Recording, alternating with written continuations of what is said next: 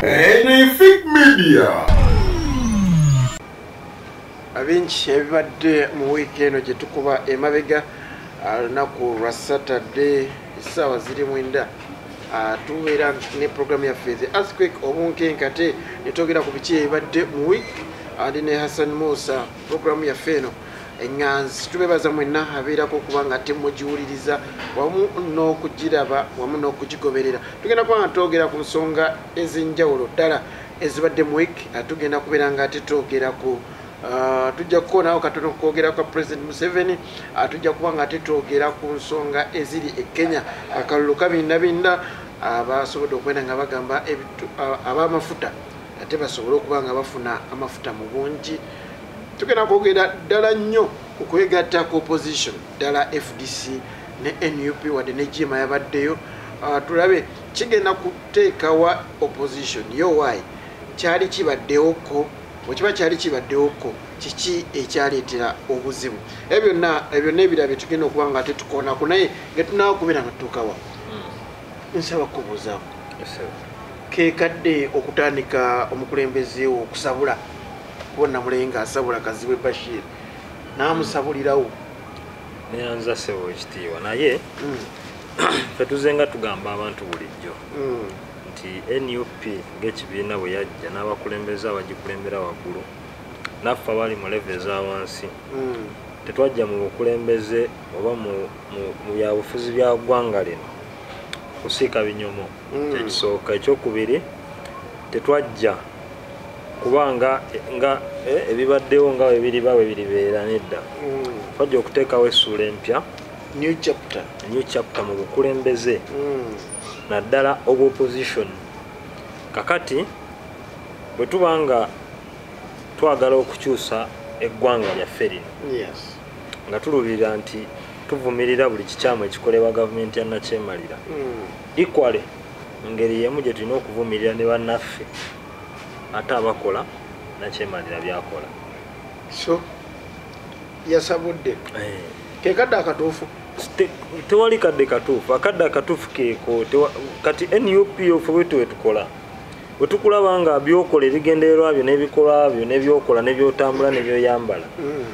nga biyamba nakyemalira mu kubeera mu bukulembeze tujja kukulabisa ababaka tebagenda kuggwamu NUP tetulina buzibu kubanga ekigendererwa kyaffe si kyababaka our agenda as a party it's not all about these positions we have si buwe buno bufu kati ze ndi kansala naye sina mugaso kubanga mpeereza mu gavumenti ya nakyemalira etanzikiriza kuweereza nga tteka birigamba Dr. Besigye yakyogerako mu 2020 mwamubategeeri ne mugamba nti byayogerako tabitegeera Dr. Besigye tetwamukuba tteke wabula ffe ebbanga yonna yanjiziza nkikugamba nti tetwayingira kawulu nti tukimanyi nti Mayi Museveni wamazimanya ajja tulevelingira ground naye twayingira akalulu ako nga twetaaga manduso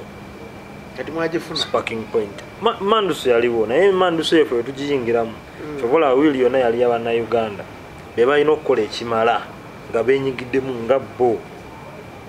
bakulembeze tebasobola kujjako nakyemala Kazibwe Bashir Mbazira akyali wa Nuupu banedda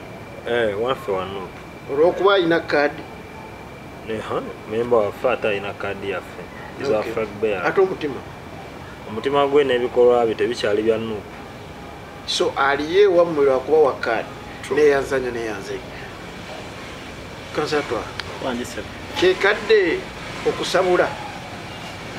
ffe tuzze tubagamba oba nzize mbagamba nti Nuupu yakozesebwa abantu ba NRM okuwangula ebifo kubanga abantu bo beetaaga nkyukakyuka bannayuganda naye be balonda bo si bankyukakyuka balonda ba NRM nga balondedde ku kaadi ya Nuupu oba yambuleera kansala kwizira wa NRM nsobola okugamba nti si wa NRM kuba sisobola mulumiriza nti wa NRM naye nina kye mumanyiiko ekiyinza okundowozesa nti wa NRM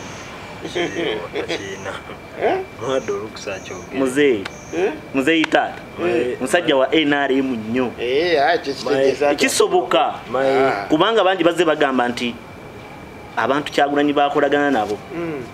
oba Honorable Kyagulanyi bakolagana nabo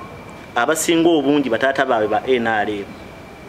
family ya Dr. Kanokeza Besi erimu olwenare mulungi wenare wabanga ki oyogereramu wenare sekugitegeera twagala tuwe abantu ekituufu nsobola okuba jjajja wange yali wa NRM nze nga taata wange wa DP nga nze ndi wa NUP obera wa DP nsiba wa DP naye omusaayi guba gye guli kubanga nsobola okubanga nvunaanyizibwa okulwana taata akyuke kiringa oli bakugamba nti mukyala wange wa NRM naye nze ndi wa opposition kiba kizibu nnyo okutereera mu kkubo eritya eggolokofu kubanga ebiseera ebisinga batugamba nti omuntu gwogatta naye blanket tolabangako mwana alekawo okuwagira kitaawe n'awagira omulala mwebali n'ebidandisali kyamukolebwako bamukadde waffe ebidandisali naye batono naye sobola kugamba nti tebaliiyo tujja kgenda nekino ekiriwo olwaleero naye nze ng'omuntu nkiddamu nzize ŋŋamba wano ku mukutu wano nti aba NUP be baba 100 75 ku buli 100 ba NRM abamu Salemu Sale yabasaamu ssente abamu Muwozi yabasaamu ssente abamu Janet yabasaamu ssente abalala President Museveni n'akyemalira yennyini yabasaamu ssente naddala ate abaavuganya mu kalulu nga tebalina bisaanyizo obanga babba obanga bakola ebikolebero abo Anita Among ssente yazisaamu nnyo n'omumyuka wa president n'ebiragiro ne babikola ababaka abo basigaleyo bafuuke bantu ba mu nnyumba ya NRM era ngaba bakaje asokeda Kazibwe Bashir owokubiri yowe Nansana municipality wakayima musoke atwala honorable kuze nze kyemmanyi nti we Nansana municipality simanyi bulungi nnyo bantu baatwala naye kyemmanyi we Nansana municipality omulala weerubaga abeerubaga bombi kati bogata meya we Makindye bombi abeerubaga bombi kati boleeta meya we Makindye simanyi ye mulya nyama bonna ba NRM nyama banga yabadde mu DP olimanyi wa DP akozesebwa NRM okubeera mu DP nga wa NRM kankudireyo okyajjukira okugoba kwa road mayor nkujjukira eyatwala bakidandala ewa Salemu Sale omumanyi yali mulya nyama ne bavaayo ne bagenda ewa minisita ono ow'ebyenguudo n'entambula Katumba Wamala n'abasitula n'abatwale wa Museveni n'abawa ssente n'olwaleero okugenda okuleeta kaadi mu NUP President Museveni yabasaamu ssente n'olwaleero ebikolwa bya muganda waffe oyo omukadde meya we Makindye bya NRM ngaze mulaba ali mu opposition nonna nanti nkugambye ayambadde kooti etukula nga munda tanaabye mpayo omulala kankome kwabo olw'obulungi bw'ekitiibwa kyabwe aba NUP so bano bososo okumenya abo bamanyiddwa ensi yonna naye ffe tuze tubagamba banze nzize mbagamba NUP yakozesebwa NRM oluvannyuma lwa NRM okuzuula nti bannayuganda baagala enkyukakyuka ate batugamba ne FDC bagitwala ekyo sisobola kiwakanya kubanga nakyemalira nakugamba wano mu programu ewedde nti nakyemalira aba n'ensonga nnya zayimirirako okufuga oba okulembera ensi gy'abaalimu esooka kuba kusiba bantu nakubateesateesa kubagulirira eyokusatu kubatta eyokuna kankyesigalize kasalo lina kibagamba neyanzanyo neyanzeke kasalo kuze odo inakyo wakanyama njagala kusooka kugirawo ddala obulimba bungi nnyo omwami ono bwataddewo onebwetwawo ono okusookera ddala si kituufu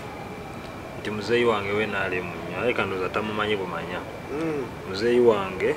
musajja mu pakasi n'ebyobufuzi tabimanyi era musajja terezakwenoonyeza ssente mupakasi kubanga takoleranko gavumenti oba talina mulimu nekolera gyange yekolera gijemu tamanyi na byabufuzi talondangako katukiyite nekolera gyange kiyinza n'okwewunyisa nange teyannonda kubanga ye tamanyi byabufuzi tabimanyi ekyo si kituufu kyayogedde ekyokubiri Dr. Kizza Besigye is a true opposition leader attitude to that kakasono tamubuusabuusa naye yaliko mu NRM naye bwe tujajinganga abantu naddala ku biki bye bakola we must judge them by their actions as per now. Sibiri ebyemabiga. Kwati njenjagadde omutegeeza wabakkiriza nti Dr. Kiza Besigye musajja wankyukakyuka naye yaliko mu NRM. So tekina buzibu bwonna Lubongo yakubanga yasomera ku State House scholarship mu Harvard n'avaayo n'afuuka NUP n'alwanyisa gavumenti. Kati awo lwaki abalabibwanga akolera gavumenti? Ekyokulala kikyamu era kyayogedde nti Honorable Wakayima we NRM nakyo si kituufu anti nzijja wenjagala awo. Honorable bwe yali ava mu parliament ku luli nga bamugjayo yayina engeri gye yateekamu amannya ge agali mu electoral commission nga tegakwatagana na gali mu voters register nga tegakwatagana na gali ku biwandiiko bya kusoma. Egimu ku misango gya mugisaayo bagamba tiyasoma. Ekyokubiri si mulonzi kubanga amanya ku paslip galiko Musoke, Hannington, Sereko. Kyokka ate mu electoral commission waliyo Musoke, Hannington, Wakayima. Those are two different people. So mukulu wa ekisanja bwavaayo mu process eno neyetereza n'asayininga ne deed poll nakola buli ekyetaagisa kubanga it was kyali kintu kyangu nnyo okutereza bintu byo mu mateeka. Ebintu ebyo yabikola chobola benaku zino ali mu parliament naye nga bomanyi nti taina munyinya nga bomanyi nti bannaffe bana abamu balowooza nti buli lwobeera nga etteeka likukoledde they attribute you okubanga okolagana ne nakyemalira ekitali kituufu. So ebyo byonna byo bwe bulimba bwe mbadde njagala okugjawo era si kituufu nti Honorable Kawali Abubeka, Honorable Dalton abantu abo b'NRM kubanga ebikolwa byabwe ffe tebinatulaga nga bwola ebyakaziwa ebyeraga ngerawo olaba nti waliwo bakansala b'NUP abagenda eggaruga ne balyasendeza Mwami Museveni era sewo kyensonga yemu kanyimalirize n'abantu b'erubaga nga bwolaba nti meeya mbeera ze ne bakansalazi abakola omulimu ogw'amaanyi okulaba nga ate bagana okulonda speaker wa NUP nabo twabalaba. So tetugamba nti NUP is 100 perfect. Mulimu ekituufu abantu naye abeerubaga be naboogerako wano wennyini mwayanukula mutebe mwatu be nabagamba no compromise. Abantu beerubaga babawa ssente nga babuzaabuzibwa kubanga ekisooka kyenyagala omumanyi nti abantu abajja mu bukulembeze this time round baali bantu bapya ababadde tebalina tebamanyi politics na Mwami Museveni butya bwazannya bakufa bamumanyi naye bwe tebamanyi nti Mwami Museveni azannya atya. Ate ebiseera biri emabega eri abadde tatuuka kiseera nti agende mu local government ngaye kasita amala okufuna parliament kati mu parliament bwe yafunayo ng'alaba batono nnyo abajja tanapu yentono erimu omu babiri bwe batyo tuvola yayingira ne mu local government neyanzanya neyanzeege amanya muziku Alhaji Abdunur Mnyamishafi kulwanga eni programu ya the earthquake obunkenki nine Hassan Musa wamunita Male Henry program eno tugenda kwanga tutandika kasa kuzi sebo soko bambulize neyanza mukama wange njagala kubuuza okubatula ku Fik Media atera n'okubeebaza kubanga mukyatugoberera era mwongere n'okutugoberera ffe tujja kubeerawo nga tuwa endowooza zaffe ku biki ebitambula mu ggwanga lyaffe lino okulaba nga tulifuula eggwanga ettuufu erya buli muntu okweyagaliramu. Amanya nze kansala Kwizera Ronald nga nkika ku division y'e Nansana awo era omukulembeze w'abantu. Neyanzanya neyanzeeki awo wennyini bwino waffe omulima bwino wa buwa tuleetera nti weefudisi yafuna obululu 8 Mwami Hamisi bwino oyo oba obadde busy naye weekend mbadde busy. Yes ng'omukulembeze mbadde busy waliwo program gye bankwasa ku division yawo ey'okulaba nga abantu baffe abanansana division waliwo program ya gas waliwo gas government gwereeta twagala mu mbeera y'okulwanyisa obutonde y'okuzaawo obutonde bw'ensi twagala abantu bave mu mbeera eno y'okufumbisa amanda ate bemanyize gas so weekend mbadde on and off naye ekyo nkimanyi kubanga ne mu weekend mwennyini mwe nasangidde ne bwana Amisi Walusimbi ku court ku Buganda Road ate ye naŋŋamba nti n'obululu 8 nali muwadde bunene tebwawera yafuna obululu 78 so kati wino ajja kujja essaawa wangisebo bwino g'obuleese abatulaba n'abatuuliriza kanzidemu ekibuuzo kya moderator. Yes, olyoka bambuliza. Nafuna omukisa nti mpangalidde mu ngeri y'obukulembeze mu biti ebyenjawulo. Ntera okwogera ekintu nga nkiinako okumanya n'okumanyisibwa. Owangalidde mu bukulembeze. Kale mu bifo ebyobukulembeze ebyenjawulo. Okay. Njogera ekintu nga nkiinako okumanyisibwa oba obukakafu obutongole kunze mwennyini. Kubanga ebiseera ebisinga betudda mu mbeera y'amateeka waliwo ekintu kye bagamba mu kuwa obujulizi beetaaga naliwo oba nalaba. Wino muyina oluzungu bakita proof beyond reason. Wino muyina era mbadde ngenda baleetera okuva ku ntandikwa ku kalulu nga bekatandika byonna empapula nzireete kooti nzireete ntambudde n'ebitabo bino oba obutabo buno obusatu obwa PFT buno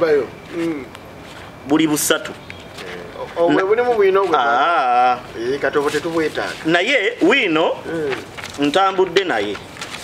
ow'okulonda oba ow'akalulu nga bwe yatambula omu nga saagala tambula na bintu bingi n'olumu ku lupapulo olwasayiningibwako abakulu mu PFT 12 okulaga nti ebintu bye twogera wano oluusi abamu tuba tubirinako obumanyi n'okumanyisibwa. Abaavuganya mu kalulu akawedde nansana enansana sigenda balwisaayo omubaka owaffe owa FDC yafuna obululu 7 yafuna obululu 7 mu 7 mu 4 owenansana municipality. Eyamusinga yafuna mumeka wakayima. Eyamusinga yafuna obululu naye ekyo sijja kyogera sijja zikuwa lwa nsonga emu. Omukulu yalina otuwa wino atidde okumuleeta naye nze empapula nziyina era njazikuwa nga kankuwe luno kuba ku bbaluwa be nakugamba nti twagalaliza tusi mpandiike watuuka okumbuuza ekibuuzo nti oli mulamu bulungi. Ne nkugamba ndi mulamu kubanga nze ndi musajja Muisiraamu sinywa mwenge. Kino kyompadde kyetugenda okuddako ne bwino gotusomedde yaliwa wino yuno naye engeri gye namukoze mu photocopy oyinza okukaluubirirwa okumulaba naye wino yuyo nebaza mukama ndabika nkyali mutototo kati tuyambe si kubigenderera olw'embeera ey'obuvunaanyizibwa n'emirimu emingi nakozeemu photocopy obuteetikka mu bugumu mungi ate photocopy zeeno mu kyalo naawe ozimanyi. Kati soma amannya begaba gakulimba odde wano kijja kulaga bulungi ekifaananyi amanya gavaayo bulungi liza tisiziri zali mu namba ntono ziyinza okukaluubirira okulabika. Nansana municipality mulabi FDC n'ababaka nga be bavuganya bagende ngo wasoose kwogera nti yafuna bumeka 7 anamunya nkugambye obululu 7 mu 7 lusanvu mu 7 kali 7 mu 7 kali luli lusanvu bano ndaba olusanvu anamunya luli lusanvu mu 7 mwana mukamu oli mukwogera byoddamu kubanga recording enkulage kyoyogedde kankulaga olupapula olusanvu anamunya olaba kati kino mukugeza nakiwandiisa olw'okuba tekirabika bulungi awo nze wano nze nkiraba nze ndaba lusanvu anamunya kati tutambule n'ezo z'olabye zaawukanamu n'ekinana tezaawukanye luli lusanvu luulwo kuba nkugambye ennyukuta ezo tezirabika buki bulungi kati kyentegedde kiriwo ekiti kirina kuba lusanvu anamunya kati digeddamu okyetegereza nze nakyetegereza ensonga lwaki nakiwandiise mu ngeri ya n'abatulaba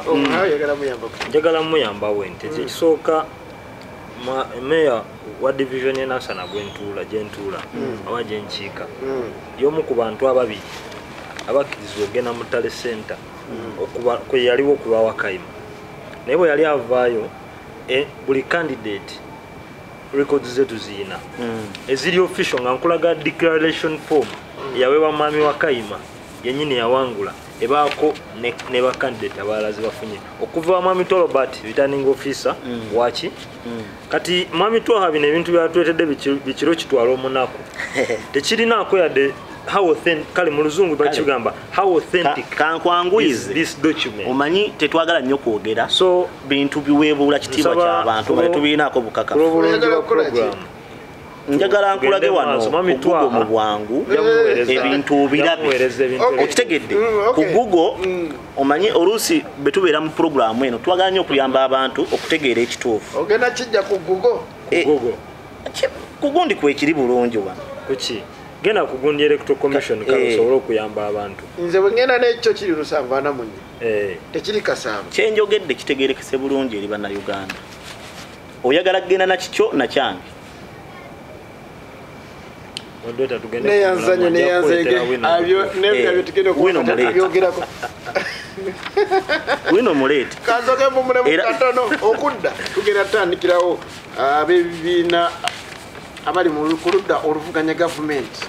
basazeewo batule nina owa NUP nina owa FDC nina owa FDC atakanyiza ddala oba batandisa ki okukkanya nakyo ekyaki nzikanya n'okwega Media akyaliko okola kyamannyo ddala tuzze tugenda tutandikirawo kansala kuze NUP FDC ndowooza kyaddaaki kaakati mwasobodde okuba nga mutuuka ku mbeera eno ndowooza kyali kibaddewo ne mutuula ne FDC ndowooza kyakolebwa akalulu kagenda mugenda mu kalulu ne mutuula n'ebibiina awo ebirala Nobati Mau yalimu oba yali busy twasembanga nga people power okusooka okwegatta ne DP twali mu kyetwayitanga reunion eya DP block reunion ye yali emakerere yasookera ddala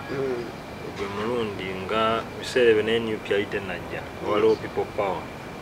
no njogera NUP waneno mu kulonda bwe nalabako nga mutudde ku mmeeza yemu Dr. Kiza Besigye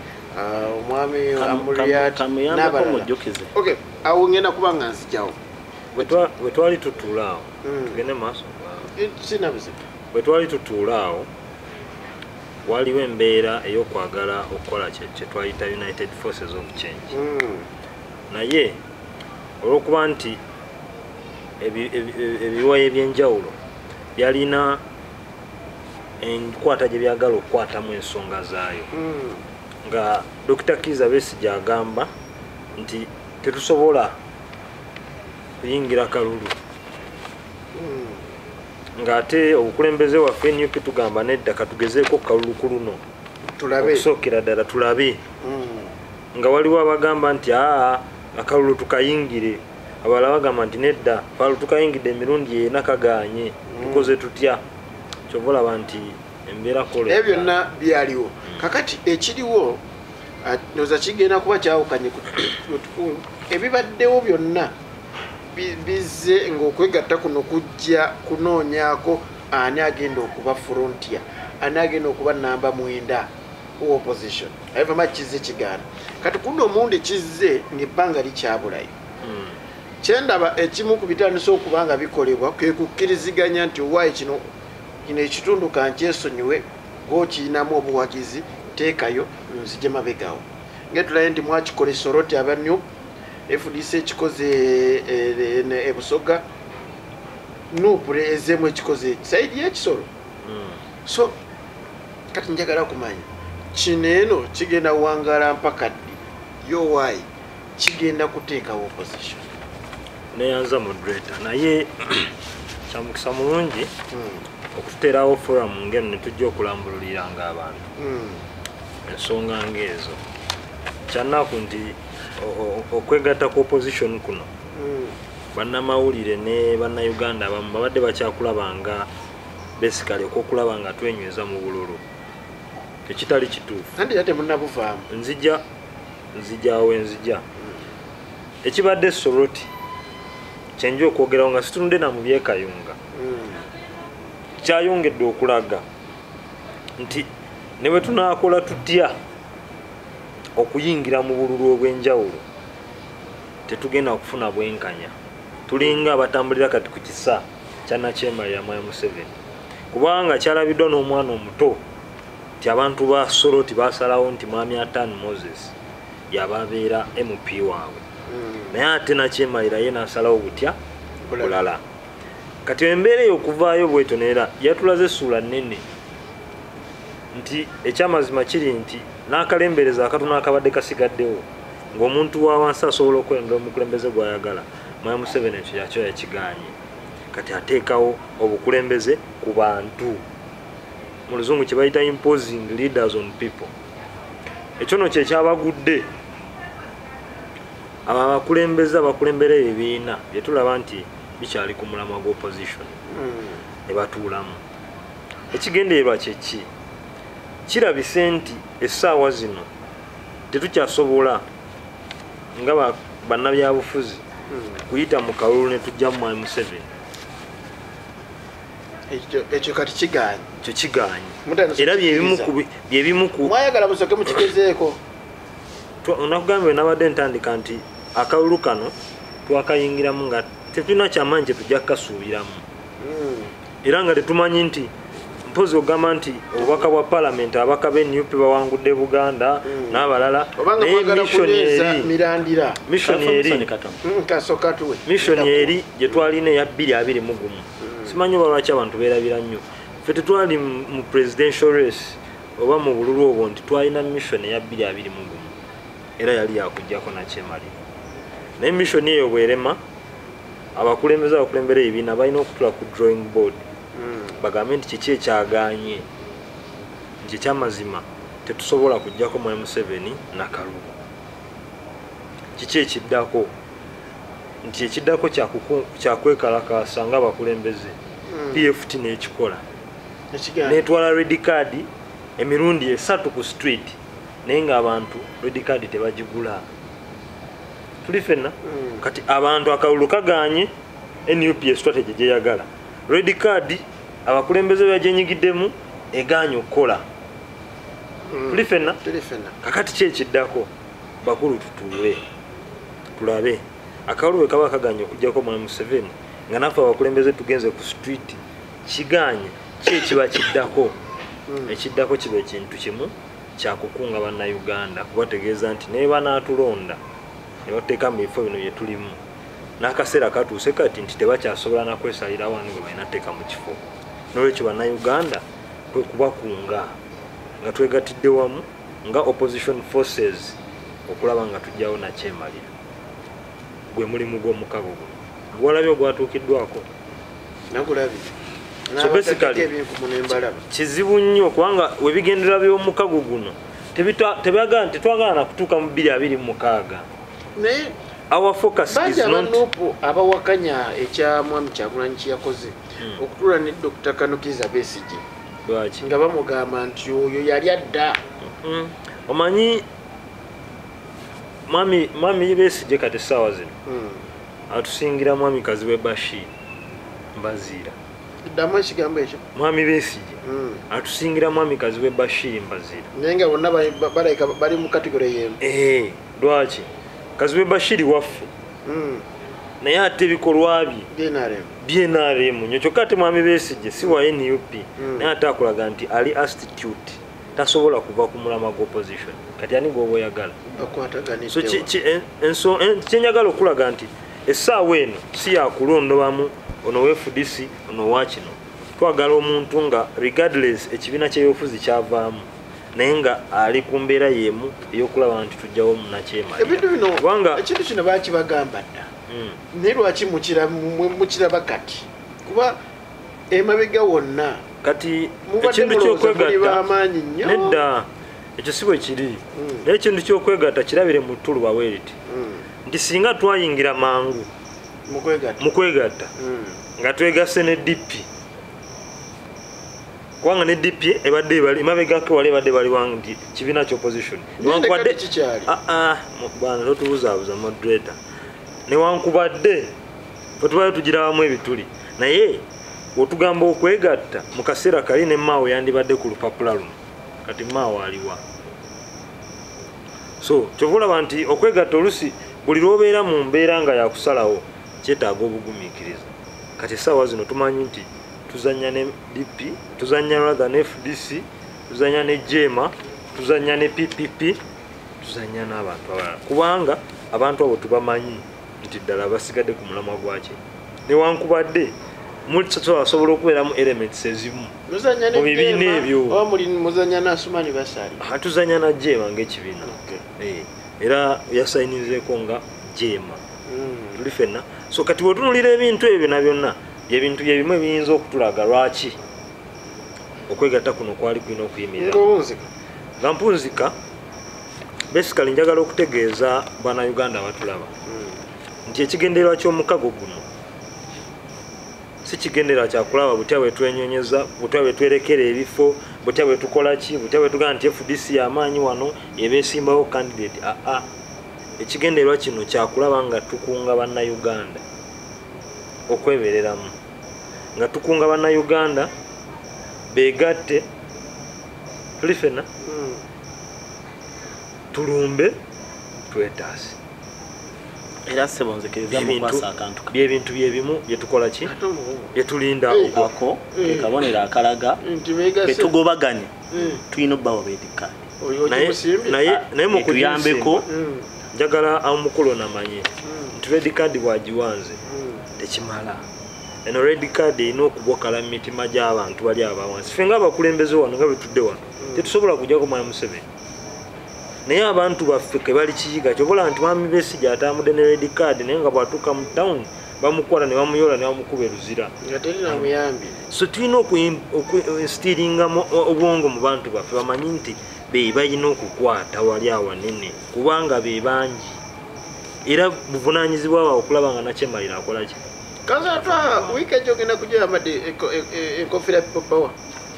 Kuba bintu bino bibiri byanjawulo. Yajambalako sebo yajambalako. No kati tuli mbubuno obudde. Nja kujja sijamba. Card eno red card ya PFT.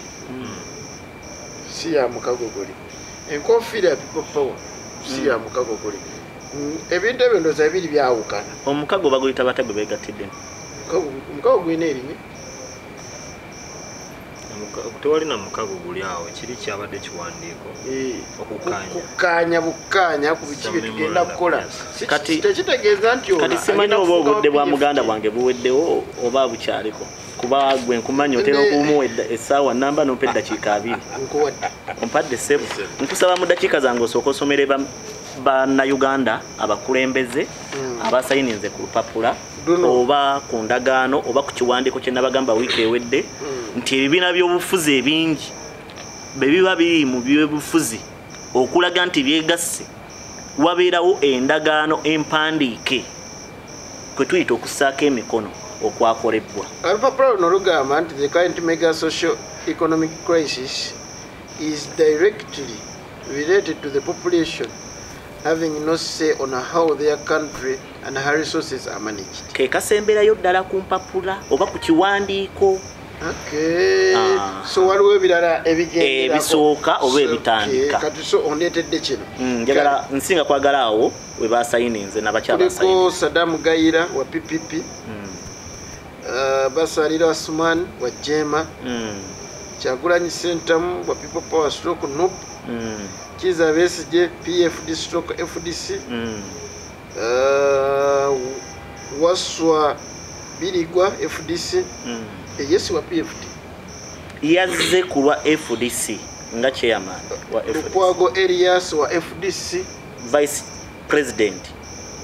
Era yakikiridde president wa FDC. Okay. David Lewis Rubongo ya NUP Stroke People Power. Nyazi Fred Sentamu NUP Stroke People Power Mobilizing Secretary. Lubega Samuel Mukako DP Block Stroke PFT. Mpuga Matthias NUP. Zahara Mala Luyirika NUP Stroke People Power wamune William Nzogu wa FDC. Nale waliwo besira bako kono benalabyewo nga omwogezi wa NUP si buli omuntu kakati kituufu ky'obuuzizza olina butalabakaawo kati abali awo abasayininze be baakiikiridde abangi oba enkumuliitu y'abantu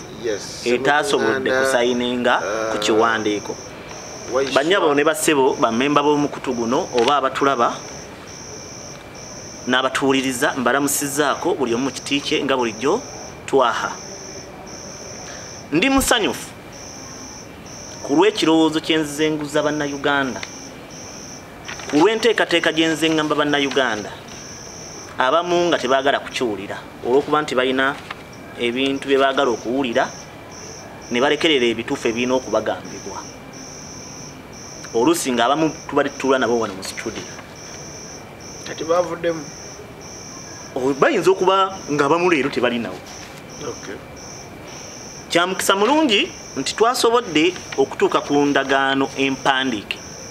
Omulundi gwe nasembayo kubeera wano ku puroguraamu eno yennyini wiiki eyaggwa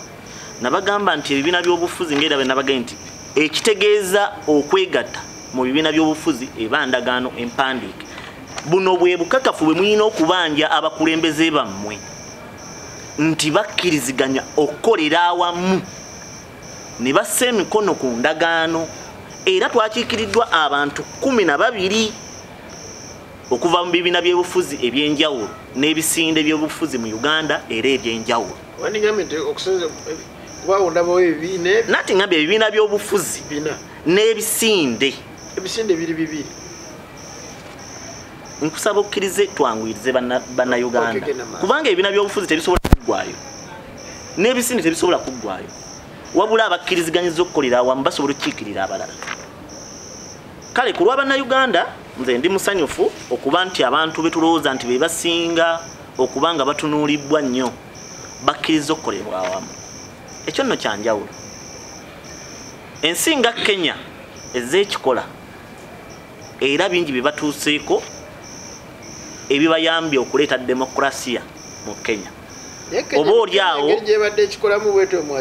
si be twakikoze kuba eri Kenya nanti wuliriza eri Kenya eno Uganda naye kyakulabirako kinene nti Kenya babadde bakikola ate tebeegatta na gavumenti gwe boolowooza, naye ebisinde bingi n'ebibiina by'obufuzi bibadde bingi ebyegatta n'olwaleero weekiri. Raila Odinga yeegasse n'abamu ku ba gavumenti n'abaopposition. Naye yafuuka prime minister mu gavumenti yali avuganye. Ruto yeegasse n'abaopposition abalala n'ababadde mu gavumenti. Ebyo bize bikolebwa. Kiki enjagala mu kino? Nti olwaleero tuyina okukolera awamu oba okuyiga okukolera awamu tusobole okwetaasa. Tuyina ensonga ezitwawula entonotono ze tutobola okwerekereza tutambule n'ezitugatta kuba ekituufu kiri nti omulabe waffe ffenna y'omu ye Museveni n'abamulya mu ngalo. Museveni mu 8 be yali agenda mu nsiko, ensonga ezamutwala mu nsiko n'olwaliro weezeri omuli okubba akalulu. Mu 86 nga avudde mu nsiko yagamba nti ekimu ku bigaana ensi okukula be bakulembeze abeeremeza mu buyinza. Ekyo yakitereeza yavaamu. No, ye yakitereeza yagamba bw'ati. Leka kubuzaabuza bannayuganda kuba mu bannamawulire mwafuka ba NRM mubuzaabuza bantu. Leka nkulage talina kye yayogera. Museveni kikyayinza okwogera biri bannayuganda. Ye statement yajogera. That is nga tewali kulonda. Kati Uganda waliwo okulonda. Temugenda kusimbawo. Uganda waliwo okulonda. Temuva mukalu. Mbuuza nti ki ekiriwo kuba gwe tomanyi. Uganda teri kulonda. Waliwo biragiro na kulangirira gwe baagala abeere. Senga Uganda babaddewo okulonda. Senga Museveni si president wa Uganda. Museveni amagezi ge wa president w'e Sudan eye Khartoum nti ategeka akalulu k'amazima n'obwenkanya. Lwaki takissa mu nkola e Uganda? Nategeka akalulu k'amazima n'obwenkanya. Ffenno tugamba be tuti okuva ku ntandikwa mu PFT twaleeta akatabo kano. Betumala okukaleeta nga kalimu ebiwandiikibbwamu byensaba bannayuganda mutandika okunoonya mu bitegeere. Betumala okgenda mu maaso twaleeta akatabo kano akalimu ebyogera biki bye twagala okukola nga gavumenti egudde eya Mwami Museveni. Ne tuleeta akatabo kano akalimu okulambika kwonna biki ebinaakolebwa mu gavumenti ey'ekiseera interim government okuteekateeka ssemateeka wa Uganda omujja era nga mulimu ebigamba nti abakulembeze abanaabeera ab'ekiseera kinaaba kiragiro okuva eri bannayuganda obuteetaba mu kalulu akanaaleeta gavumenti ensuubizi okwewala abazze okuteekateeka okukozesa interest zaabwe. Lwaki tukola ekyo oba tulowooza bwe tutyo nti omuntu baakwasibwa obuyinza obw'ekiseera n'omuwa n'omukisa okujja mu kalulu akaddako alekerera ekyaliyambye abantu ffenna n'akola ekyo kyawulira kyayagala okumufevalinga. Lwaki twagala okuleeta gavumenti ey'ekiseera n'okukkiriza okulonda kubeerewo oluvannyuma lwa Museveni okuvaawo? Tukirabye emirundi mingi nga gavumenti ezizze n'emmundu amazima n'obwenkanya emirembe ne demokrasiya bibuze okuva ku bazungu lwe bajja mu Uganda. Kasatwa ovudde ku nsonga ya sinnagivaako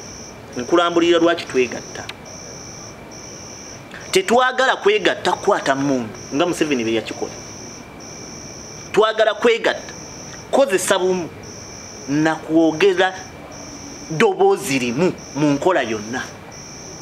Abantu ensibe zikikoze ekyokulabira ku ng'Esudaani baakikola. Saagala nakwongera nsi ndala kuba mujja kugamba nti ensi ezo bannakyemalya naddala abawalabu bagudde. Ekongo wano Kabila bannansi beekalakaasa ne bamugamba tetukwagala ku ballot paper bamugoba taliiko. 2007 Kenya baakikola ne baleeta demokrasi egolaba Kenya bannansi be baakikola. Lwaki ogamba nti ffe wana Uganda tusobola kikola? Era bannansi naye omusayo gwayika kuba gulaba. Museveni be baali baaki mu kinaana musayi tegwayika kirungi kiki yaleteekawo. Kale twagala tuva ewaka emitwalo 2 tutule ku State Square ya Museveni atutta atumalewo nga tetulina dda akasaali. Tujje ku State Square atulemerewo Museveni n'obutemu bwatutte nga tetulina dda. Lwaki mulemerewo? Twagala agende. Yensonga lwaki twegasse munneegatta gye wawulidde statement ezaakolebbwa. Tugezezzaako okuyita mu kalulu kiganye kubanga Museveni ye kalulu yayimirira n'akugamba nti ne boozi n'essaawa 20 baatagamba NRM betagamba nti ye tekiba. So opposition teinaawo. Dokita Besigye yakyogera mu 2020 n'emabega yonna nti akalu tekasobola kujja ku Museveni. Nyolete yali yesime emundi yena. Ngaza yatuuka n'ekiseera n'abaga nti nzize kuloopa eri bannayuganda mu kkooti byaganye kati nzize kuloopa mubeeko kyemukola bannayuganda ne basirika n'avuga kati sidda mu kalulu tekasobola kujja ku Museveni. Muganda waffe Kyagulanyi Ssentamu honorable najja n'agamba nti funa endagamuntu abantu ne bagifuna n'agamba nti mulonde mu binkwase abantu ne bamulonda. Kyekyabeerawo yayi mukwasa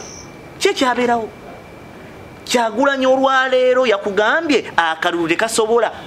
kujjako Museveni kye yali etakkiriza luli kati yakikkiriza yayita nakitegeera kuba yetannalozaako kati yakkiriza n'akugamba nti ku byali ekayunga ku nnakwedde ku byabadde wano juzi nga basalemu enjigi za honorable ono omuvubi n'atuka okuyimirira mu parliament Ssaabaminisita w'eggwanga n'atuka n'okubuuza pulezidenti w'ekibiina ekiramba nti yabadde akimanyi mu maka g'omubaka wa parliament ate nga wa FDC n'abuuza mbu ekiro yabadde akimayo kinatulika n'ase eyalikaabya obukabi olw'abaana b'abantu be basibye ne be basse. Tetukyasobola kwetaba mu kalulu ng'akalangirira ye Museveni, akalondesa ye Museveni, akategeka ye Museveni, akakuuma ye Museveni na buli kimu ye Museveni. Ng'onzika tuyina kukolera wamu. Era nsaba buli munnabyabufuzi ali gy'oli gwali kulwanyisa okwegatta kuno olw'akafo k'olimu. Zuukuka bw'oba tolaba wuliriza, bw'oba tosobola kuwuliriza wunyiriza. Bw'okola ebirungi abaana bo n'abazzukulu balisasulwa birungi. Famire ya Mandela n'olwaleero ekyalya ekyasanyuka ku birungi Mandela bye yakola. n'abazungu bakyali mbi yali agoba. Teyabagoba, yalwanyisa nkola yaabwe embi ne bamusiba emyaka 27 ate ne bamala ne bajja era yali omumyuka wa Mandela yali muzungu yakola nabo era South Africa abazungu gye bali ne mu gavumenti eziriko era mwebali ontegedde bulungi nkutegedde bulungi kakati njagala nga mpita wano bannayuganda twegatte tubeere kimu ngera betwegatta kuba ffe twegatta dda nsaba mugambe abakulembeze be mwaronda abaayita mu kalulu n'abo munnange Museveni be yalangirira naye nga babatuukako be mulaba akyalya ne Museveni mu mulage red card osobola ogikozesa nga ogiina eno bw'oba togiina mugambe tuviire nabagamba wano omuntu osobola okumuboola abantu abo mubaboola okuva mu kufiirwa mu nnyimbe mu mbaga mu pate ne mu baside nga ne baayitawo buyisaawo ng'avuga emmotoka tosobola n'abakubira kabbayi tokaddamu mubalage nti abantu abo batufuze bubi be basse baganda bammwe be basibye abaana bammwe be babaavuwaza neyanziza nnyo neyanze kansala twaha n'ebigambo ebyo kansoke mpumulemu katono ngenda kubanga nkomawo nga ngenda kutandika ku mbeera nti ebyobufuzi by'e Kenya byawukana nnyo n'ebyawano kuba omwami Raila Amoro Raila Odinga yavudde n'abeera ng'agamba nti tebatwala ebyobufuzi bya Kenya nga bwolaba ebya Uganda Somalia ey'obusiisisi nga Uganda Somalia n'obuso obulala awo wennyini twagala okumanya takubye nnyo yo waayita ajereze bujerezi oba ajavunye awo tujja kazoke Anything Media. Mbakulisayo mwenna mukuwummulamu oko wetukomye nga tumaze okuba nga tetwogera ku okusinkana wamu n'okwegatta kw'ebibiina ebiri mu kuba ebivuganya gavumenti kigenda kuba kituusaawa opposition yowayi banaasobola okufuna obukulembeze bwe baba bakikoze tutandise okuba nga tukirabako batandise kuba nga beerekera bifo ddala mu constituency ez'enjawulo omuli by elections twalabye nga FDC bagirekera Soroti FDC nerekera Kamuli ate NUP nerekera FDC Soroti obuno bwe buliro obubiri obujja bagenda bubeera mu waddenga wano mu Uganda bagamba tewakyali kalulu tugenda kuba tutandika akalulu k'e Kenya nga tuwunzika programu eno tutandika n'omwami Raila Amoro Odinga yavudde n'abeera ng'agamba nti ekyamazima wano mu Kenya tosobola tugeraageranya na busiisisi nga Uganda tosobola tugeraageranya na busiisisi nga Busomalia n'obulala twagala kumanya omukulu ono takubye nnyo yo waayi waba akubye nnyo byayogedde bituufu musobola okubeera nga mukkanya nabyo jjukira nti abakulembeze ab'enjawulo abagenda okuba nga beesimbawo bali bana naye be tusinza okuba tuteekako essira y'omwami William Ruto wa United Democratic Alliance wamu ne Raila Amoro Odinga ono nno y'ow'ekibiina kya NASA bagenda okuba nga ate betunuulidde ennyo Amoro Odinga Raila ye yasobola ojjukira nti guno omundi gwoko wakutaano ngajja ndoza Dr. Kanokiza Besigye ate ye gwe bagamba nti yesimbyewo nyaali mwena onazze buno omundi ate alina obuwagizi bungi nnyo wadde nga yajja ne yegatta ne gavumenti n'afuuka prime minister wano Norbert Mao yakikoze baagala mujjako obulago naye ng'ate oli bwe yakikola bagamba nti ebyobufuzi bya Kenya bikoze kansala kwizera ebyobufuzi bya Kenya lwaki bikola bwe bityo ng'ebya Uganda bigwa nga Norbert Mao yegase ku gavumenti n'afuuka minisita oli afuuse ssaaba minisita weewaawo moderator neyanziza okusookera ddala kansookere ku kintu kyewayogedde nti mwami Raila Odinga yagambye nti Kenya teetaaga kugeraageranyizibwa ku nsi zitwetoolodde naffe n'atumenya kyeyayogedde kituufu ate era nsuubira nti obubaka obwo yabadde abuweereza mwami Museveni butereevu kubanga mwami Museveni nga nakyemalira yenna agezezaako okulaba nga ayagala y'abasiga abeere ng'alina omukono gw'amaanyi mu bukulembeze obunaabeera mu nsi ezitwetoolodde oba ezimwetoolodde hybrid dictator kyakikola kuba nti ne wabaawo bannayuganda bagaa nti basinziire Kenya bamulwanyise nga tewali nga pulezidenti aliyo akolagana naye era emabegako wawulira nga bannakenya bamutabukira mugamba ajje ensonga ze mu bintu by'e Kenya naye naye ng'omukulembeze yina olina okukolagana n'emirero ano naye nga okolagana n'omukulembeze oyo abantu gwe balonze so si gwe gw'oyagala abeere tuli ffenna kubanga okimanyi bulungi nti mwami Ruto Mwami Museveni amutaddemu ssente amutaddemu buli kimu obuwagizi amusagulidde Mwami Ruto atuse n'okuinvestinga wano simanyi obadde okimanyi nti petrol stations eza Starbucks zonna zize naye ebyo byonna bannakenya babiraba mugambe ne ba aka bennyini kakati yagala okubasindika ye Kenya ensonga eri bweti obuuza ekibuuzo kirungi nti ebyobufuzi bya Kenya tugamba nti bikuze olw'ensonga nti mu kawulo akawedde Mwami Raila Odinga ne Ssaabaminisita manya ne President Kenyatta bali mu kuvuganyira okw'amaanyi ekituufu kiri nti bwe tudda mu mbeera eya demokrasi omutuufu akawulo ako Mwami Odinga yakawangula ne bakamubba technically omulamuzi n'akaddamu n'agamba nti obuvuyo babadde mu kulonda ekibangawo mu Africa ngira enkolagana eyo n'ekibiina kye kyebayitanga Orange Democratic Party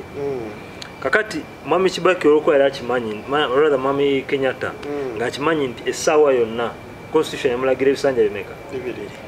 era bw'akawulo ako bwe kaggwa njagala ojjukire nti Mwami Raila Odinga yeerayiza n'emikolo ne giyita mu Nairobi n'ebipande bya Kenyatta mu Nairobi ne babijjamu naye Mwami Kenyatta talina nekiyabakola so ne bamuyita namuga nti tutuule ng'abakulembeze ne boogerezeganya era n'aweebwa ekifo ekyo naye ekifo ky'obwa Ssaabaminisita kyankizo era tosobola kigeraageranya ku maawo kye yafunye wano ekyobwa minisita ekyokubiri nzija katono nnyo ekyokubiri yawulawo okubeera ng'okola ne gavumenti ng'olina ekifo naye ng'olina n'obuyinza ebintu byanjawulo tomanya mawa ayinza nayo tosetinga talina buyinza mawa agenda kwenjoyinga era nze mwamagezi ayenjoyinge nga abalala bagenda okukola bamwedabo kabini ze zimuvuge n'abalala ne talina mawa talina kyasobola kukola yadde ekintu n'ekimu mu gavumenti ya Mwami Museveni ebyobufuzi bya Kenya okusinziira ku minisita wa tekinologiya yavudde n'agamba nti tagenda kujja ku internet wano mu Africa ebyo bikola kyenjagala okumanya anti kakati kyenkugamba kikino nti Kenya we yatuuka era bwe yatuuka nga bwetuuse nti kyangu nnyo n'okulaba nga mukulu Raila Odinga kuba akawulu kano ajja kawangula Raila agenda kawangula naye nedda opinion polls ziraga naye akawulu kano Raila Odinga wakawangula kyangu nnyo n'okukwata Ruto namuga nti kati jangu obeere Ssaabaminisita omanyi n'opinion polls za 2021 zaalaga President Museveni so tezirimba ezaki Uganda ani azinoonyerezaako lindako omusajja ono yaŋŋamba nga wali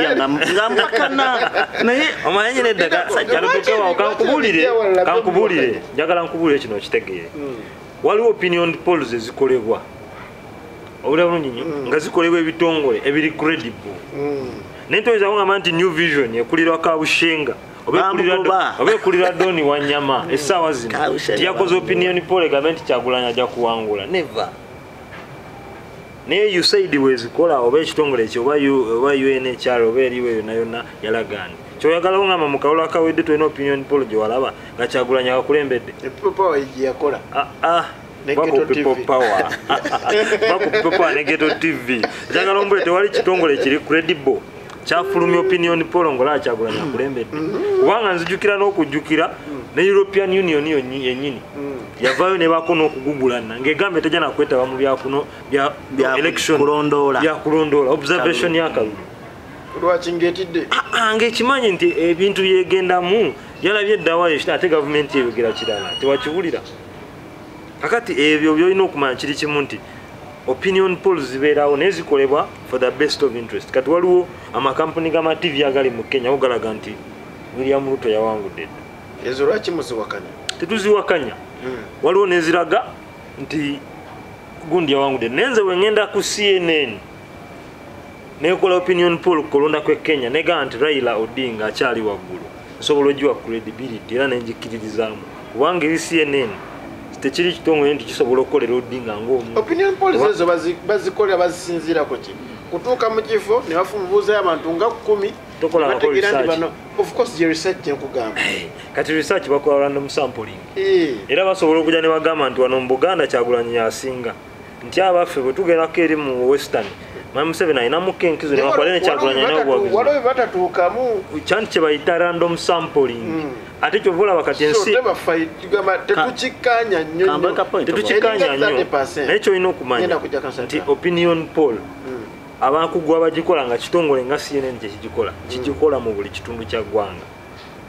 okitegeera era nekivaayo ne results eziri final kanfuna information kakati karuuke Kenya bwe mbadde nkola research naddala olunaku olwaleero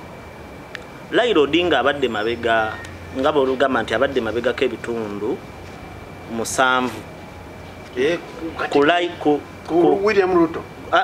William Ruto yabadde wansi ku Raila Odinga naye obudde buno aseesetuse n'alinnyako ebitundu nga boga nti 6 ku buli 100 naye Raila Odinga akyali mu kifo kyekimu alina ebitundu 42 Raila Odinga obudde buno alina 39 38 William Ruto nanti Raila Odinga gwe mpagira kati obwongo gwe bwina of course yalina okuba ndi munnabyabufuzi oba ndi mukulembeze ate nyine eddembe lyange ng'omu naye kati njagala kuwa okunoonyereza okuliyo Kenya ng'ensi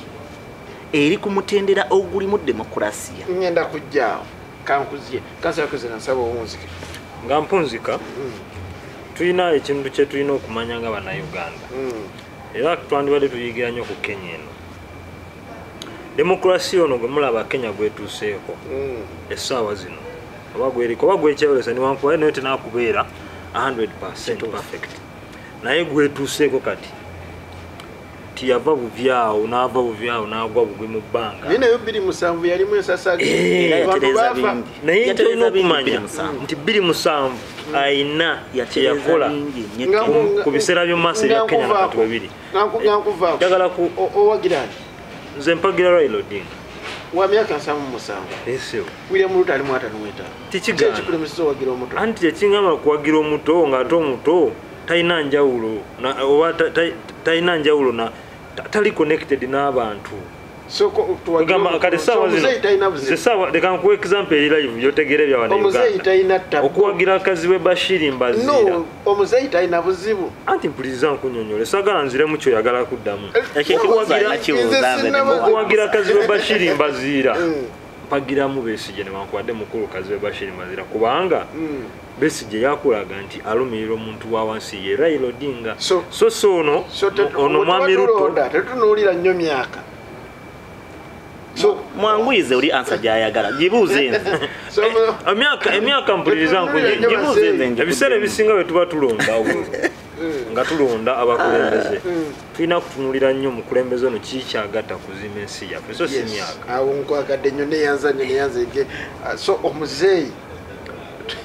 ng'agatta ku ggwanga ali oke kati gwe kyoyagala okugamba olingaga nti mwami Museveni waddemba okwesimbawo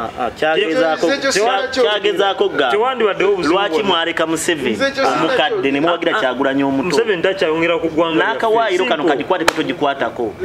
ke kabubi ke twali tusigazza mu constitution ya Uganda ke kabubi akaali kasigadde okuba ssemateeka yali amaze omukwatakwatamu nga gyeweko mu kubisanga teyali badde ensonga gye tuyimirirako kubanga jajjawo bakaddiwewo katomuwa butwa nti afe naye bwe kituuka ekiseera waliwo abantu we batuuka ne bagamba ni taata alwadde nnyo senga awummula kati muzeeyi Museveni yava ku mulamwa yafuuka masiikiini oba yafuuka jjajja akwata abazzukulu neyanzege akalulu ke Kenya bingi byetutandise okuba nga tetutunulayo abo olaba nti kakati tutuuse ebbanga lino lyonna tonawulirayo nnyo tiyagasi tuli mu Africa kakati ensonga lwaki tuli ku mukago guno ogw'okwegatta gwe walabye endagaano nga lumu twagala tuyite mu kusoomoozebwa tutereere waliwo kye bayita okuteekateeka abantu Misiri yakikola Kenya yakikola mu 2007 waliwo ensi eyo gye bagamba yateekateeka abantu baayo ng'ebayisa mu kugumira mu kumanyira tiyagasi batuuke ekiseera ng'ensi tesobola kuva eri kubatwala ku party yaabwe. Ontegedde? Uganda tulina okweteekateeka okuyita mu buzibu tutuuke ku birungi.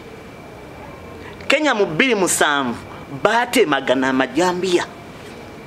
abaana b'abantu ne bafa. Naye kyabayamba okuseetinga enkola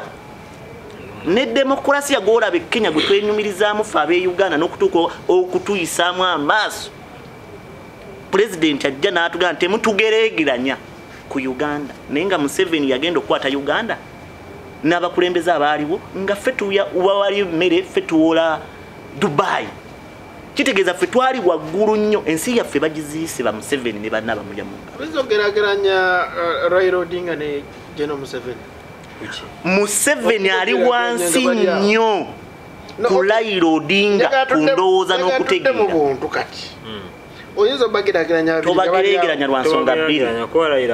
lwa nsonga bbiri. Museveni olwaleero pulezidenti wa Uganda.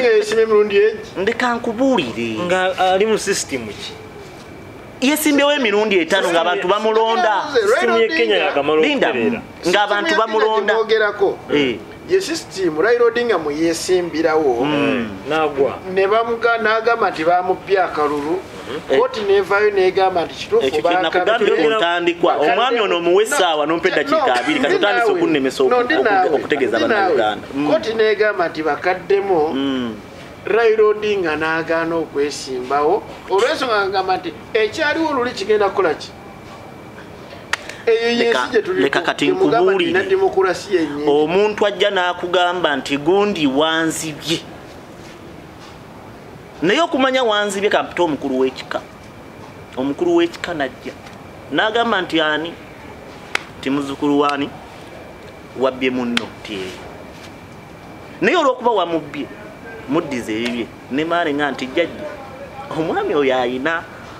waliwo obulwadde wano bwe tuyita oluwumu, ayina oluwumu yadde saati yange yagibbye ngimulekedde. Naye ne maala nenzija nefuuka mukwano. Wuliriza jjajja nakugayo gimulekedde nti mutima mulungi nti ngimulekedde mugwe mu kafuba n'omugwa mu kafuba. Tekitegeeza nti towangudde musango, kitegeeza nti okkiriza ensobi gye yakoze ogyolesa ensi naye akkiriza taligiddamu omusonyi. Raila Odinga kye yakola mu kulonda okusembyeyo wano Kenya kyali kya mpisa kya buntu bulamu, era yakikola ne mu 2007. Yakikola atya? Yali ne Kibaki ne bagenda mu kalulu. Kibaki n'amubba akalulu ke yali awangudde musana gwako b'emisana, ne bagenda ebijambiya ne beetemangana, abajaluwo ne beetemangana ne bannaabwe. Bamala okutemangana eyali n'abakyukuyu eyali ssaabawandiisi w'ekibiina ky'amawanga amagatte Ban Ki-moon ne banne ne bajja Kenya ne babatuuza. Raila Odinga n'afuuka ssaabaminisita ne yeerekereza obwa pulezidenti bwe yali awangudde ku lw'ensi Kenya n'akkiriza obwa ssaabaminisita. Yali ssaabaminisita ku Kibaki. Fe abakumanya okunoonyereza tuba tumanyi. Bajja mu kalulu kano ne Uhuru. Uhuru amuwangula mu kalulu, amuwangula atya? Kibaki be batuuka wali amugamba nti Raila Odinga oli muto, kkiriza tukole ffenna, nze sigenda kuddamu vuganya, ojja ovuganye nga pulezidenti. Olwo asinzise Uhuru okuvuganya mu constituency akalulu kamukubye, agobe yali minisita amugamba lekulira, aleeta Uhuru nga minisita mu gavumenti. Raila Odinga bamuwa obwa ssaabawandiisi bw'ekibiina ekyali kikulembere Kikeja. Yeerabanga yagenda okufuuka alimbiddwa.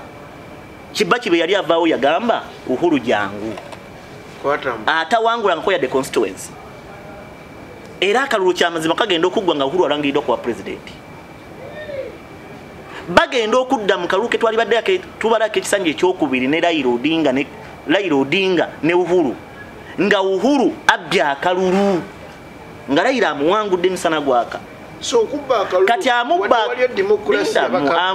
atya? Enkola gye baakozesa akakiiko k'ebyokulonda na biki, kooti yalaga nti yabba akaki era n'ekasazaamu kyengereza ku mwana oba ku musajja yabba essaati ya munne. Raila Odinga bakkiriziganya ne basajja bakulu bamugamba nti ono ne baba akubye akalulu muleke ku lwensi Kenya tagenda kuddamu kuvuganya ajja kuwagira era mukanye mukolere wamu ab'ekibiina kyo bayigire gavumenti naawe obeere wali nga jjajja w'eggwanga oba ng'omuzadde w'eggwanga ng'olaba ebintu bye bitambula nga toli minisita toli kine nga eddoboozi yo liwulirwa era kyamazima ekisanja kino Uhuru ne Raila Odinga babadde balinnya mu kimu balina kye bayita handshake gye baakola e Kenya ye yavaamu okukkaanya nga bw'okulaba olwaliro Uhuru Kenyatta yaleseewo deputy president we Ruto tamuwagira awagira Raila Odinga olw'endagaano okuva mu bantu abakulu e Kenya ababatuuza ne babagamba nti toddamu vuganya kuba bw'ovuganya omwana waffe agenda fuga ekisanja kitya ojja muwangula muleke ojja ovuganye nga tali wakuwagire era abacukulu n'abajaluwo bakoze ekintu ekyafaayo kuba kibadde kimanyiddwa nti famire ya Raila Odinga tekolagana na ya Uhuru ekyo bakimaze okukitereeza bakitaddewo mu mbeera y'ebyafaayo bazeemu okukolagana era nkakasa Raila Odinga bekatajirya ajja kulangira kuba president era alayire nga president w'e Kenya naye kyenjagala tujjemu nga bannayuganda tusobola okukkiriza okwefiiriza obufo ku lw'ensi yaffe tusobola okukkiriza okwefiiriza obufo okuva ku bwa chairman LC wano mpaka ku bwa president bwe tuvuganyako nga tetuwangula ku lw'ensi yaffe ekyo tutandise kifunamu essuubi kati olw'omukago guno ogukolebwa ne gusayiningibwako abantu betulowooza nti bankizo gusoose si gwe gusoose naye guno mukulu nnyo kuba gubaddewo mu biseera ebitaliimu nti gundi agenda vuganya wano nga mpunzika Kenya Raila Odinga yakozesezza ekigambo temutugeregeranya ku busi nze nga munnayuganda kyasoose ne kinnakuwaza naye ng'amanyi Uganda gye ndimu n'empisa gye batuyisaamu ne ngamba nti Raila Odinga ali e Kenya ku bugagga bw'ayina n'ebirungi by'ayitamu amanyi nti tuli mu nnaku era tuli bubi era nemuzaamu ne neebuuza nti bannayuganda ffe abali mu nnaku lwaki ffe tetumanyi bunaku bwe tulimu ng'abantu abali e Kenya ng'ate n'obugagga bagagga bamanyi okunyigirizibwa kwe tuyitamu linda mummaleyo ntegeeze bannayuganda kyamazima nzikiriza mu bigambo bya Raila Odinga tetusobola tebalina nkolagana tebakyalina nkolagana gamba yakasinkana kabaka wa Buganda Raila Odinga ne Museveni tebakyalina nkolagana batabuka kubajjukira balina enkolagana ne Dr. Kano Kiza Besi Museveni ogabye Raila Odinga Museveni n'ayingira mu nkolagana yaabwe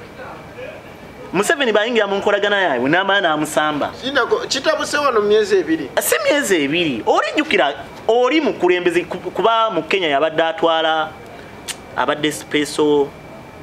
president enya nkyerabidde ekifo kyabaddemu oba obuvunaanyizibwa alina okujja ayogere ne Museveni nga nakimalya we Uganda mugaye lwaki otulugunya abantu yazze kumulambika namugana naye gwe benkulaba e Kenya benfuka president abaana nja baduumira kakati n'olwekyo bw'olaba akaabirako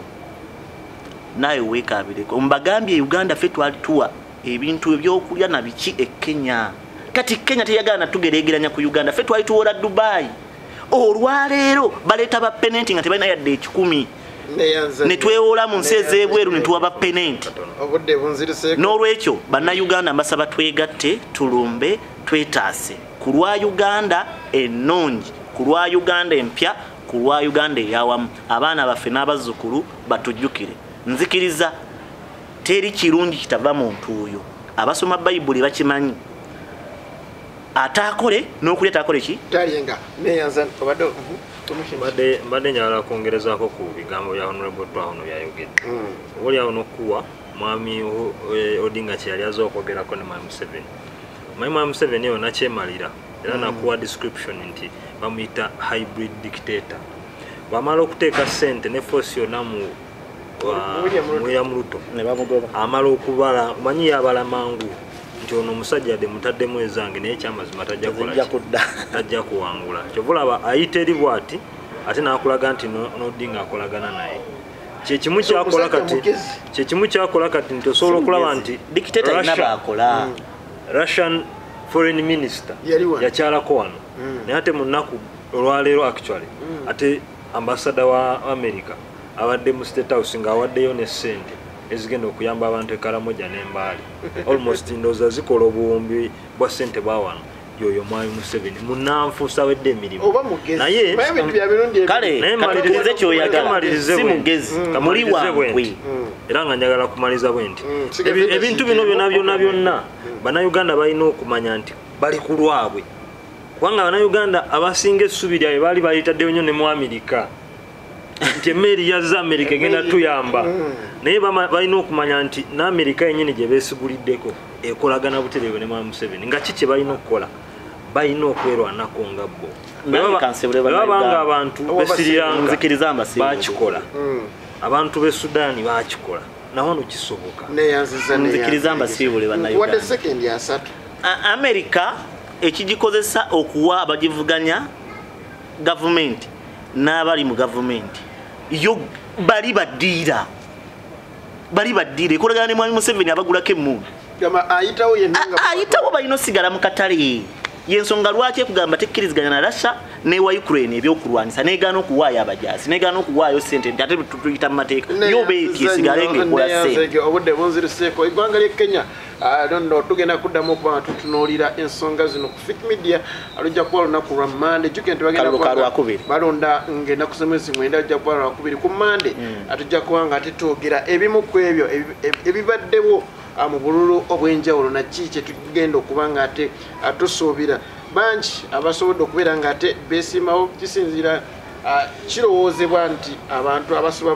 mu miliyoni 22 bagenda okubeera nga ate balonda tugenda kuba nga essira eddene tuyiteekako omwami Raila Amoro Odinga onono eyali Ssaabaminisita wa Kenya yes kuva mu 2008 paka 2013 ate wamu ne William Ruto onono abadde deputy president w'eggwanga erya Kenya ne kati ndowooza akyaliko okutuusa nga akalulu kawedde president omupya n'alayira n'amukwasa obunasobola okubeera nga Kenya batuuka we wano nti bo deputy president nomita vice president abeera deputy tobuminaako na buyinza bumugoba babasinga buyinza obwo bwaliwo singa Ruto yavaako so Raila Odinga y'omu ku beesimbyewo wamu William Ruto banene ababiri kwe kuli David Wayihiga oyo ayagala abalunda emisota balime n'enjaga ayagala emisota bagikolemu obutwa era ajja kukwata kyakusatu wajja choja yes naye yasoda kwena nga tegesibawo Tamale Henry abaddewo Hassan Musa owamu ne Beka asoda kwera nga yingirawo ebyo nebira tugenda kuba nga tusa programs ezigenda okuba nga zijja Mukama Katonda abankomere